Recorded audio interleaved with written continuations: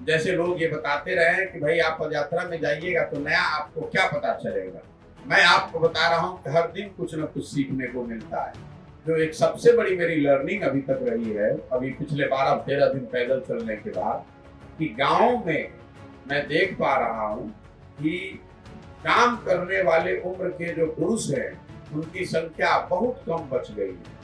गाँव में जब हम लोग जा रहे हैं तो बात या तो वहां पर बड़ी संख्या में महिलाएं मिल रही हैं, बहुत छोटे बच्चे मिल रहे हैं, या फिर बुजुर्ग लोग मिल रहे हैं।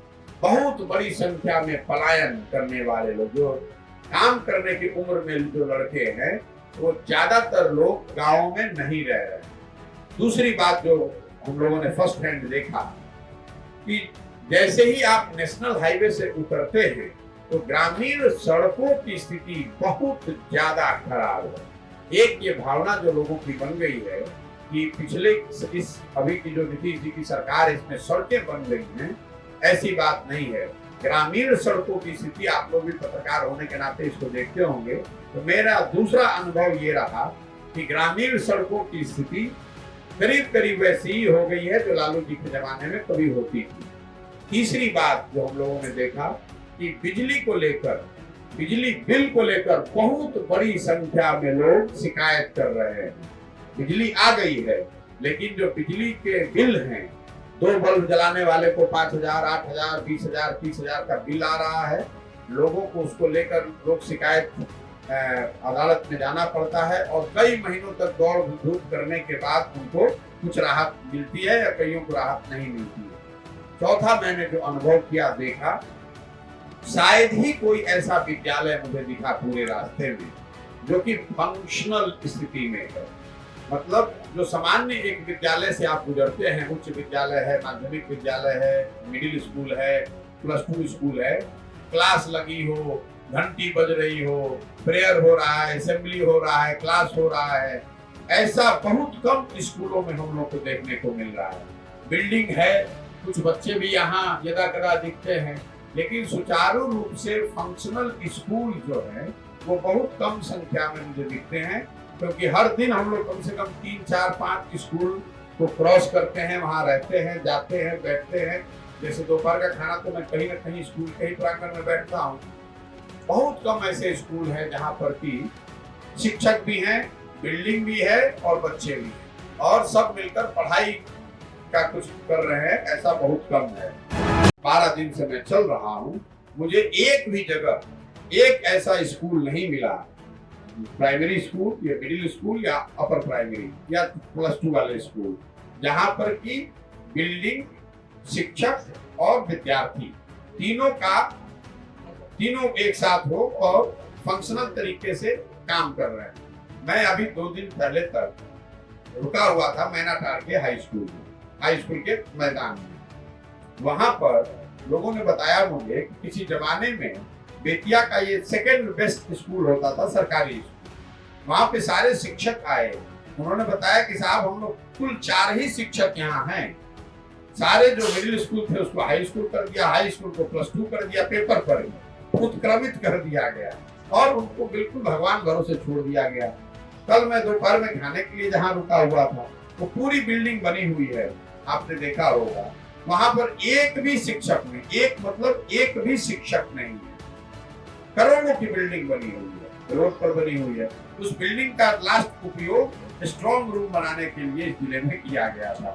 ये हालत है, तो मुझे ऐसा लगता है कि नीतीश कुमार जी की जो सरकार है, इसकी जब भी इतिहास जब लिखा जाएगा तो सबसे बड़ा दोष नीतीश कुमार का ये होगा कि एक पढ़े लिखे व्यक्ति होने के बावजूद उनके नेतृत्व में, उनके शासन काल में बिहार की शिक्षा व्यवस्था का पूरी तरीके से ध्वस्त हो जाना उनके शासन काल का सबसे बड़ा काला चैप्टर, काला अध्याय है। क्योंकि अगर सड़क खराब है तो संभव है कि 2 साल के बाद कोई अच्छी सरकार आए तो सड़क बन जाएगी, लेकिन जब आप शिक्षा व्यवस्था ध्वस्त कर देते हैं तो एक पूरा का पूरा जेनरेशन खराब हो गया। जो बच्चा नहीं पढ़ पाया, आज 10वीं में चला गया, 12वीं में चला गया, उसको डिग्री मिल गई, लेकिन पढ़ाई तो उसने की नहीं, अब वो जीवन भर कभी भी अपने पोटेंशियल को पूरा नहीं कर पाएगा। मैं एक लाइन में जो मेरा अनुभव है वो आपको बता रहा हूँ। मेरी समझ से बिहार की जो शिक्षा व्यवस्था है उसको एक लाइन में ये कहा जा सकता है कि जितने स्कूल हैं वो खिचड़ी बांट रहे हैं और जितने कॉलेज हैं वो डिग्री बांट रहे हैं। पढ़ाई दोनों में नहीं हो रही है। जितने कॉलेज हैं, लोग बच्चे मुझे मिलते हैं, मैं पूछता हूँ किस कॉलेज में हो, तो बताते हैं किस कॉलेज में है। कितने विद्यार्थी पढ़ते हैं, बताते हैं 12,000। पूछता हूँ कि क्लास होता है कितना, भैया क्लास नहीं होता है, खाली एग्जाम देने जाते हैं, डिग्री मिल जाती है। तो कॉलेज जो है वो डिग्री बांट रहे हैं, स्कूल जो है वो खिचड़ी बांट रहे हैं, पढ़ाई कहीं नहीं हो रही। मैं जो घूम रहा हूँ, इतनी मजबूत कृषि मैंने बहुत कम जगह में आपको बिहार में दिखेगी। एक एक इंच में ईख या धान की खेती हुई है, कोई खेत खाली नहीं। इसके बावजूद इतनी गरीबी क्यों है? जो मैं लोगों से पूछ रहा हूँ, समझ पाया हूँ, उसकी दो वजह। एक तो जो खेती कर रहे हैं वो खेती उनके लिए लाभदायक नहीं, उनका जो लागत कॉस्ट है वो इतना ज्यादा है। अगर आप 277 का यूरिया 700 रुपए में खरीदेंगे तो स्वाभाविक तौर पे आपका लागत बहुत बढ़ जाएगा। और दूसरा जो और ज्यादा महत्वपूर्ण है कि सरकारी धान की कीमत है 1950 रुपए, 1930 के आसपास, और यहाँ पर जो किसान है वो धान बेच रहा है 1350-1400 रुपए। तो आप ये बताइए कि आप 3 गुना ज्यादा दाम में खाद खरीद रहे हैं और 30 से 40% कम दाम में अपना धान बेच रहे हैं, तो आपको उस खेती से फायदा कैसे होगा? दूसरा मुझे जो यहाँ समझ में आई बात कि जो लैंड होल्डिंग है वो बहुत कम लोगों के हाथ में, मतलब 5% लोग हैं तो करीब करीब 70-80% जमीन उनके पास है। और जो ज्यादातर लोग हैं वो गरीब ऐसे लोग हैं जिनके पास जमीन नहीं है, वो खेतों में मजदूरी का काम करते हैं। इसीलिए हम आप जब इस इलाके को घूमते हैं, देखते हैं कि बहुत उपजाऊ जमीन है, खेती हुई पड़ी हुई है, कोई जमीन खाली नहीं है, लेकिन गरीबी बहुत ज्यादा है। तो मुझे लगता है कि इसकी दो मूल वजह यह है कि जो कृषि है बिहार में, खासकर इस एरिया में जो कि बाढ़ से अफेक्टेड नहीं है इतना, यहाँ पर कृषि लाभदायक नहीं। कुछ लोग जो बड़े पैमाने पर ईख की खेती कर रहे हैं वो कुछ पैसा कमा रहे हैं, अदरवाइज जो धान की खेती कर रहा है उसको कोई बहुत बचत नहीं। और लैंड होल्डिंग जो है वो बहुत डिस्टॉर्टेड है। कुछ लोगों के हाथ में ज्यादातर जमीन है, ज्यादातर सामान्य जनता जो है वो भूमिहीन मजदूर के तौर पे काम कर रही है, इसलिए बहुत ज्यादा गरीबी है। उद्योग है नहीं ताकि वहां जाकर मजदूरी करके कुछ ज्यादा कमा ले। जैसे कृषि के क्षेत्र में लोगों ने मुझे यहाँ बताया कि ज्यादातर जगहों पर 100 से 200 रुपए मजदूरी है। कई जगहों पर तो दलित परिवारों ने मुझे ये बताया कि आज भी यहाँ नगद में मजदूरी नहीं मिलती है, उसको 5 सेर अनाज मिलता है। तो बहुत बड़ी संख्या में खासकर मुसहर समाज के लोग मुझे मिले, उनके जो घरों की स्थिति है, जो दलित समाज के यहाँ लोग, अनुसूचित जाति जनजाति समाज के जो लोग हैं वो भूमिहीन हैं, उनके पास रोजगार का कोई साधन नहीं है, उनके पास उद्योग यहाँ कोई यहाँ है नहीं कि जिसमें वो नौकरी कर सके। और कृषि के क्षेत्र में जो मजदूरी है वो आज भी बहुत कम है, या न्यूनतम मजदूरी जो सरकारों ने तय किया है उससे भी बहुत नीचे है। और जो मैंने गाँव में देखा कि मनरेगा को लेकर ज्यादातर जगह पर लोग यही बता रहे हैं कि मनरेगा का काम या तो नहीं चल रहा है, या अगर चल रहा है तो पैसे समय पर लोगों को नहीं मिलते। जो नीतीश कुमार के जो कार्यकर्ता हैं या फिर नीतीश कुमार के द्वारा लोगों में दिग्भ्रमित कर जाते कि ये प्रशांत किशोर जी का बीजेपी का बी टीम काम कर रहा है पद यात्रा में। देखिए, जो जदयू है या जदयू की लीडरशिप है, ये अपने जीवन के 17 साल नीतीश कुमार जो मुख्यमंत्री रहे हैं उसमें 14 साल तो भाजपा के साथ रहे हैं। अभी 1 महीना पहले तक तो नीतीश कुमार खुद भाजपा के साथ थे। पब्लिकली जनता के सामने मोदी जी को महामानव बता रहे थे, 90 डिग्री झुक के उनको प्रणाम कर रहे थे। अब आज वो हमको सर्टिफिकेट बांट रहे हैं कि मैं ए टीम हूँ कि बी टीम हूँ।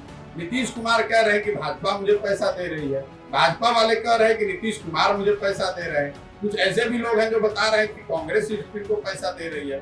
तो भाई पहले वो आपस में तय कर ले कि मैं किसकी बी टीम हूँ। मैं समझता हूँ कि मैं यहाँ जनता की का बी टीम हूँ, जनता ए टीम है, मैं उनकी बी टीम हूँ, और बाकी जो जहाँ है वो अपना सोच ले। आप ये समझिए कि जब मैं कुछ कर ही नहीं रहा हूँ, मेरे करने का कुछ असर ही नहीं हो रहा है, तो इतनी छटपटाहट क्यों है? भाई कोई आदमी गांव में चल रहा है, उसको चलने दीजिए। आपको इतनी छटपटाहट क्यों हो रही है? छटपटाहट इसलिए हो रही है कि उनको भी पता है कि नीचे है कुछ नहीं, हवा हवाई पर ये पूरा सुशासन बाबू का आपने ढोंग बना रखा है। नीचे से जनता खड़ी हो जाएगी, कुछ नहीं बचेगा। रैली में और पदयात्रा में फर्क समझिए। रैली जो है वो आपके राजनीतिक प्रतिद्वंदियों को डराने के लिए है। जितनी बड़ी रैली कहिएगा तो सामने वाला डरेगा, करे बाप इतनी भीड़, 2 लाख आदमी आएगा तो 10 लाख लोग बताएंगे। हम रैली कर नहीं रहे हैं, हमको भीड़ से मतलब है नहीं, हम 200-250 आदमी के साथ रोज पैदल चल रहे हैं और तो कुछ नहीं कर रहे हैं। और एक गांव से जब चलते हैं 200 आदमी होता है, फिर उसको कहते हैं भाई अगले गांव तक पहुंचते हैं तो उसको कहते हैं आप जो आदमी पीछे से आए वो छूट जाए, अगले वाले गांव के साथ चलते हैं। उसकी वजह यह है कि हमको भीड़ नहीं करनी है। जो पदयात्रा है ये लोगों को जानने, समझने, मिलने और चर्चा का प्रयास है। जब हम कह रहे हैं कि प्रखंड का जो समिति है, जिला का समिति नहीं होगा, स्टेट का समिति नहीं होगा, जब तक पार्टी नहीं बनता है तब तक नहीं होगा। पार्टी बनाने का जिम्मेवारी प्रखंड के समिति का है। वोटिंग राइट आप ही को है, किसी दूसरे को वोट का राइट नहीं है। प्रशांत किशोर को भी वोटिंग का राइट नहीं है। ये प्रखंड के स्तर पर आदमी चुन के आवता या मैं जुड़ रहा था, रउवे के एक साथ बैठा हुए। अभी दिमाग बाकी हर ब्लॉक में, हर प्रखंड में कहीं 15 गो पंचायत बा, कहीं 17 गो बा, कहीं 18 गो बा, कहीं 20 गो बा। तो हर पंचायत से 4 गो 5 गो भी आदमी ली तो मोटा मोटी आदमी बिहार भर में घूमने तो हमारा पता चल बिहार प्रखंड में 100 अच्छा आदमी के समिति को, तो 100 अगर हो जाए या 200 नगर वाला विभाग मिला के करीब 50,000 आदमी हो जाए। ये 50,000 आदमी, ये 50,000 वोट बाद उनकी पार्टी के बनाई। ब्लॉक समिति के जो मेंबर नहीं थे ओकरा के किसी भी हालत में टिकट ना मिले के चाहिए, बस उसका मोटिवा ना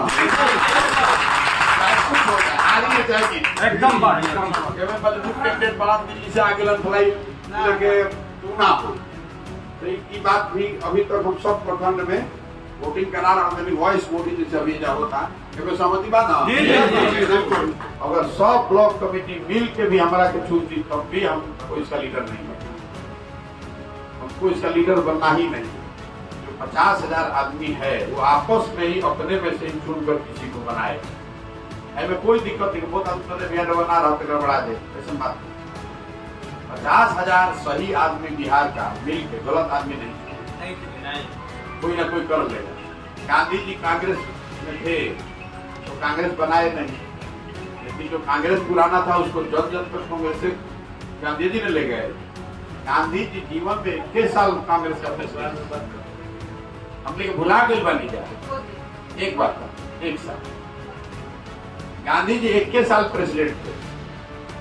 उसे कहा जब तक गांधी जी रहा तो कांग्रेस तो चलते रहे ना, तो घबराने की जरूरत नहीं थे कि बिहार बना रहा तो फिर गड़बड़ा जाएगी, रोगे रही तो फिर वही व्यक्तिवाद हो जाएगा कि नीतीश का पार्टी है, लालू का पार्टी, प्रशांत किशोर का पार्टी है, नहीं होगा।